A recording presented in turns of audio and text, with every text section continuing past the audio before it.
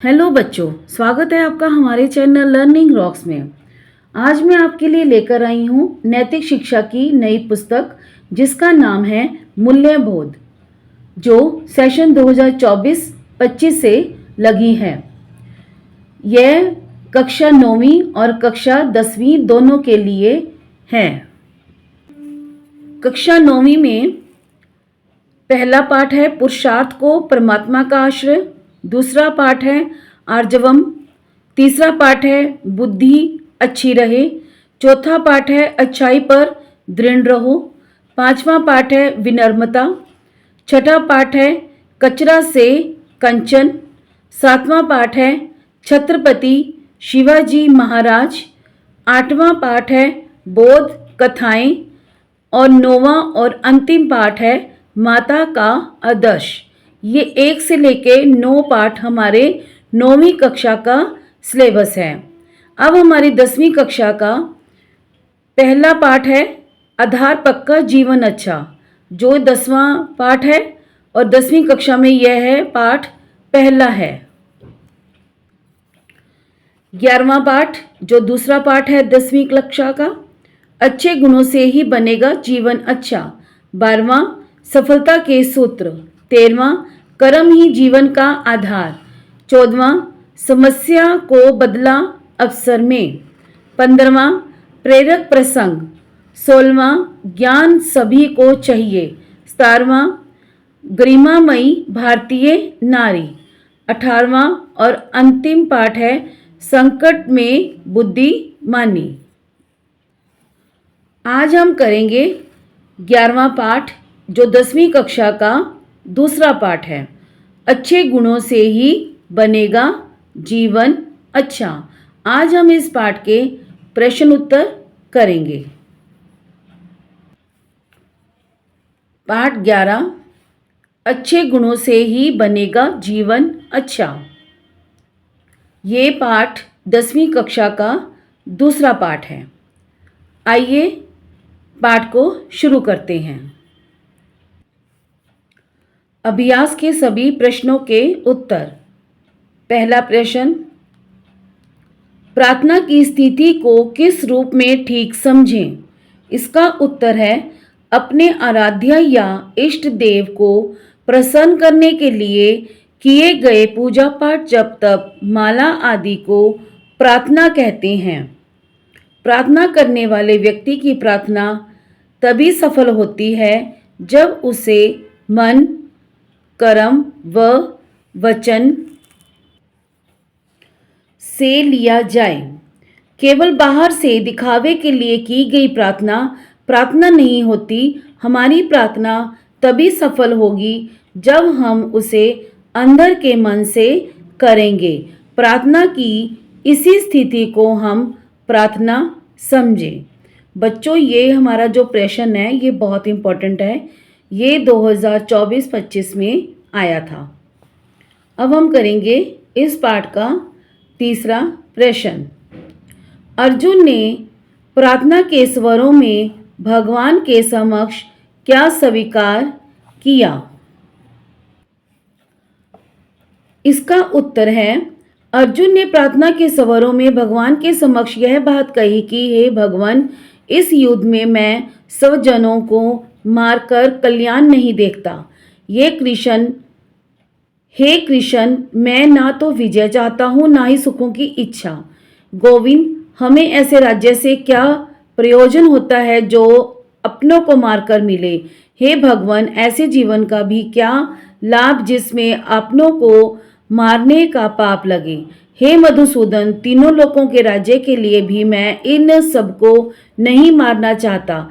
फिर पृथ्वी के लिए तो कहना ही क्या। ऐसा कहकर शोक से आवेग को ना सहन करते हुए अर्जुन बाण धनुष को त्याग कर रथ के पिछले भाग में बैठ गए। ये भी हमारा जो प्रश्न है ये बहुत इम्पोर्टेंट है। अब हम करेंगे अगला प्रश्न। स्तुति प्रार्थना करने से क्या प्रभाव पड़ सकता है? इसका उत्तर है स्तुति या प्रार्थना में भगत द्वारा अपने इष्ट देव का ऐसा गुणगान होता है जिसमें वह अपने आराध्य के रूप स्वरूप महिमा एवं संसार के संरक्षण में उसकी भूमिका आदि का वर्णन करता है। इसमें उसकी स्थिति अथवा विश्व की प्राकृतिक शक्तियों पर उसके नियंत्रण आदि का वर्णन किया गया है। तन्मय होकर आराध्य की उपासना एवं प्रार्थना से भगत की आस्था का प्रकाशन होता है। इसके साथ ही भगत में भगवान के प्रति निरंतर दृढ़ता आती है। अगला प्रश्न, विद्यार्थी जीवन में आप ईश्वर को कैसे प्रसन्न कर सकते हैं? तो इस क्वेश्चन का आंसर आप खुद से बनाकर भी लिख सकते हैं। विद्यार्थी जीवन में एकमात्र लक्ष्य अपनी पढ़ाई है। फिर भी अपने अंदर आत्मविश्वास की भावना जगाने के लिए मैं अपने माता पिता के द्वारा जो धार्मिक कार्य होते हैं उनमें भाग लेकर ईश्वर को प्रसन्न कर सकता हूँ। सप्ताह में 1-2 बार मंदिर में जाकर देवी देवताओं के दर्शन करके उन्हें प्रसन्न करने का कार्य कर सकता हूँ। मुझे बचपन में ही गायत्री मंत्र याद हो गया था। भगवान को प्रसन्न करने के लिए प्रतिदिन एक माला गायत्री मंत्र का जाप कर सकता हूँ।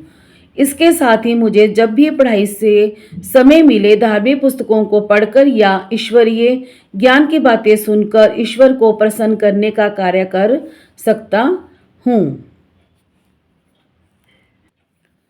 अगला प्रश्न, प्रतिदिन प्रार्थना करना क्यों आवश्यक है? इसका उत्तर है, प्रार्थना करने से हमें आत्मबल, विश्वास एवं संबल मिलता है। इससे हमारा स्वास्थ्य अनुकूल रहता है। प्रार्थना करने से हमारा मानसिक संतुष्टि मिलती है।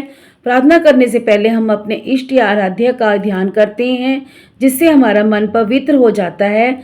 हमें विश्वास होता है कि ईश्वर की प्रार्थना के बाद हम जो भी काम करेंगे उसमें हमें सफलता अवश्य मिलेगी। इसलिए प्रार्थना करना आवश्यक है। अगला प्रश्न, ईश्वर का प्रेम कैसे प्राप्त कर सकते हैं? इसका उत्तर है, मानव जीवन के लिए 4 पुरुषार्थ माने गए हैं, जिन्हें धर्म, अर्थ, काम और मोक्ष के नाम से जाना जाता है। इसमें सबसे पहला पुरुषार्थ धर्म है। हम अपने धर्म मार्ग का अनुसरण करते हुए ईश्वर को प्रसन्न कर सकते हैं। गीता के अनुसार धर्म का अर्थ है नीति, न्याय, सद्गुण, परहित की भावना है और मानवता की सेवा। जीवन में इन सद्गुणों को अपनाते हुए हमारे जो आराध्य हैं उनका सच्चे मन से ध्यान करें, उनकी पूजा, स्तुति, आराधना करें तो ईश्वर प्रसन्न हो सकते हैं। अगला प्रश्न, यदि आपका किसी से मतभेद है तो आप कैसे सुलझा सकते हैं? ये क्वेश्चन का आंसर भी आप खुद से बना सकते हैं। किसी के साथ मतभेद को सुलझाने का सबसे आसान तरीका है कि हमारा जिसके साथ मतभेद हुआ है उसके सामने खुलकर आएं। जिस मुद्दे के कारण मतभेद हुआ है उस पर चर्चा करें। चर्चा के माध्यम से मतभेद को सुलझाने का प्रयास करें। चर्चा के दौरान ध्यान रखें कि हम उसके ऊपर किसी प्रकार का दोषारोपण ना करें, उसके साथ किसी तरह के गलत शब्दों का प्रयोग ना करें। मतभेद के कारणों की चर्चा करते हुए उसे भूलने पर ही जोर दें। 1-2 कमियां एक दूसरे में हो तो उसे भुलाकर केवल मतभेद सुलझाने का ही कोशिश करें। फिर भी यदि मतभेद ना सुलझे तो जिसके साथ मतभेद है उस व्यक्ति के किसी प्रिय के मध्यस्थ रखकर बात को सुलझाने का प्रयास करें। ऐसा प्रयास करने से मतभेद आसानी से सुलझ सकता है। परीक्षा उपयोगी प्रश्न उत्तर, ये अन्य प्रश्न हैं जो इम्पोर्टेंट हैं। पहला, गीता का ज्ञान किन के लिए उपयोगी हैं? इसका उत्तर है, गीता का ज्ञान बड़ी आयु के लोगों के लिए, साधु संतों के लिए, बच्चों या छात्रों के लिए उपयोगी और अति आवश्यक है। अगला प्रश्न, गीता के ज्ञान के माध्यम से बच्चे क्या चाहते होंगे? इसका उत्तर है, गीता के ज्ञान के माध्यम से बच्चे चाहते होंगे कि भगवान के प्रिय बन जाएं, भगवान को भी बच्चे बहुत अच्छे लगने लग जाएं। तीसरा प्रश्न, भगवान किन्हें प्रिय लगते हैं? इसका उत्तर है, भगवान केवल उसी ही अपना प्रिय नहीं मानते जो माला फेरते हैं या पूजा पाठ करते हैं। यद्यपि समय और स्थिति के अनुसार भगवान को प्रिय लगने के लिए यह कार्य भी बुरा नहीं है, लेकिन यह बात विचार करने योग्य है। माला अथवा बाहरी लक्षण तो हो, लेकिन जीवन में सद्गुणों का साथ ना हो तो भगवान व्यक्ति को प्रिय नहीं लगते। इसलिए भगवान केवल उसी व्यक्ति से ही प्रेम करते हैं जिसके अंदर सद्गुणों का वास हो। वह सद्गुणों के साथ भगवान को प्रिय लगने के लिए माला फेरें व पूजा पाठ करें। अगला प्रश्न, बच्चों के माता पिता किस स्थिति में प्रसन्न होते हैं? तो इसका उत्तर है, बच्चों के माता पिता उस स्थिति में प्रसन्न होते हैं जब उनका बच्चा किसी दूसरे प्रांत या देश में पढ़ाई के लिए गया हो और वहां जाकर वह अच्छी पढ़ाई कर रहा हो, अच्छी पढ़ाई के साथ अपना अच्छा जीवन बना रहा हो। ऐसी स्थिति में जब उन्हें बच्चों का समाचार मिलता है तो वे बहुत प्रसन्न होते हैं। बहुविकल्पीय प्रश्न उत्तर। पहला, गीता का ज्ञान किनके लिए प्रिय है? इसका उत्तर है उपरोक्त सभी, बड़ी आयु वालों के लिए भी, साधु संतों के लिए भी, बच्चों के लिए भी। दूसरा, प्रस्तुत पाठ में गीता के कृष्ण को किस शब्द से संबोधित किया गया है? इसका उत्तर है ख गोविंद। अगला प्रश्न, बच्चों के माता पिता कब परेशान होते हैं? इसका उत्तर है ख बुरी आदत लगने पर। अगला प्रश्न, परमात्मा ने हमें सब प्राणियों से क्या बनाकर भेजा है? इसका उत्तर है घ श्रेष्ठ मानव। पांचवा प्रश्न, हमें श्रेष्ठ मानव किसने बनाया है? इसका उत्तर है ख परमात्मा ने। अगला प्रश्न, प्रस्तुत पाठ में गोविंद किसे कहा गया है? इसका उत्तर है क श्री कृष्ण को। अगला प्रश्न, कौन से लक्षणों के कारण भगवान की प्रियता नहीं होती? इसका उत्तर है ग बाहरी लक्षण। तो ये थे इस पाठ के अभ्यास के प्रश्न उत्तर और बहुविकल्पीय प्रश्न उत्तर। अब हम इस पाठ की प्रैक्टिस असाइनमेंट करेंगे। Practice assignment. पहला, अच्छे गुणों से ही बनेगा जीवन अच्छा। पाठ का सारांश अपने शब्दों में लिखिए। इसका उत्तर है कि मनुष्य का जीवन उसके गुणों पर निर्भर करता है। अच्छा जीवन वो होता है जिसमें अच्छे विचार, अच्छा व्यवहार, ईमानदारी, सत्य, दया और सहयोग जैसे गुण व्यक्ति को श्रेष्ठ बनाते हैं और वह समाज में सम्मान पाता है। दूसरा प्रश्न, तेषामेवानुकं पार्थं ज्ञानदीपेन बा सवता। इस श्लोक का सरलार्थ एवं भावार्थ लिखिए। इसका उत्तर है, उन भक्तों पर कृपा करने के लिए ही उनके स्वरूप में रहने वाला उनके अज्ञानजन्य अंधकार को देदीप्यमान ज्ञान रूपी दीपक के द्वारा नष्ट कर देता है। भावार्थ, जो भगत सच्चे मन से उनकी भक्ति करते हैं वह स्वयं उनके जीवन से अज्ञान और अंधकार दूर कर देते हैं।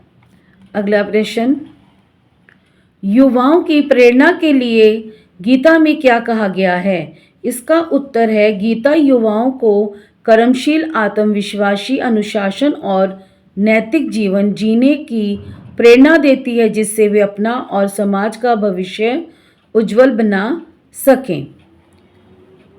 लघु प्रश्न। पहला, गीता के ज्ञान को किस किस के लिए उपयोगी बताया गया है? इसका उत्तर है, पहला बड़ी आयु वालों के लिए, दूसरा साधु संतों के लिए, तीसरा बच्चों के लिए। दूसरा प्रश्न, भगवान आपसे किस स्थिति में प्रसन्न होंगे और रहेंगे? इसका उत्तर है, अच्छी पढ़ाई और अच्छे गुणों के साथ जीवन को अच्छा बना कर भगवान हमसे हमेशा खुश रहेंगे। तीसरा प्रश्न, हम ईश्वर का प्रेम किस प्रकार प्राप्त कर सकते हैं?